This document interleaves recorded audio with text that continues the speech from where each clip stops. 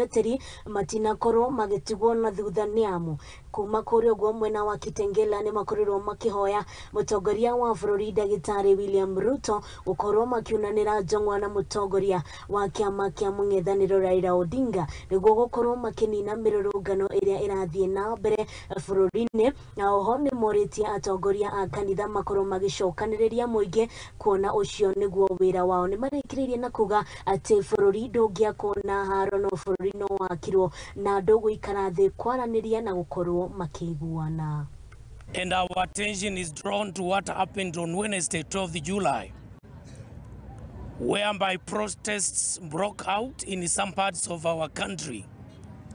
We take recognition to the intensity and impact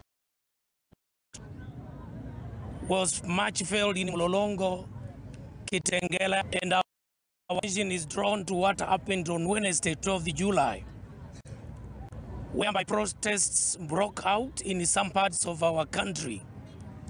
We take recognition to the intensity and impact of these demonstrations was much felt in Mlolongo, Kitengela, and at the river, where property worth millions were destroyed and vandalized, and many innocent people lost their lives. Scores of many others are still hospitalized.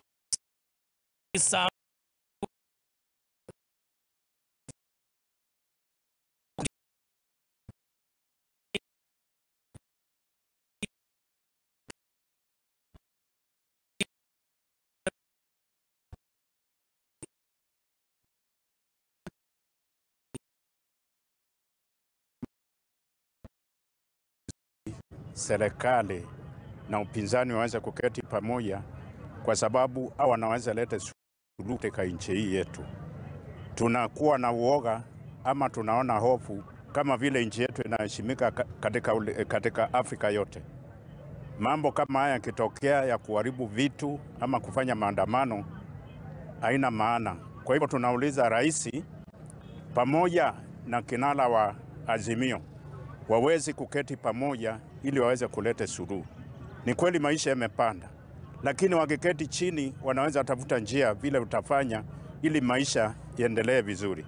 Sisi kama wachungaji hatuungi pande yoyote mkono. Kile tunahitaji ni kuwe na amani ili wanaofanya biashara, hata sisi wachungaji tuweze kuwa na amani hata katika kazi yetu. Kwa hivyo rais tunakupenda, pia kinara wa Azimio tunampenda. Kwa hivyo ni vizuri muwe na utu, muangalie kilio cha watu ili naye Mungu apate kuingilia. Kazi yetu ni kuomba. Tunapoona yale yanatendeka katika Kenya hatuna furaha. Stand as Eastern Gate Pastors Forum is non-partisan. We serve all Kenyans. Pastoral calling is above party politics. We don't believe in political alignments because our hearts is for the whole nation. We are just like God himself. He rains rain to the good and to the bad. So we don't discriminate and we are not taking sides. Na report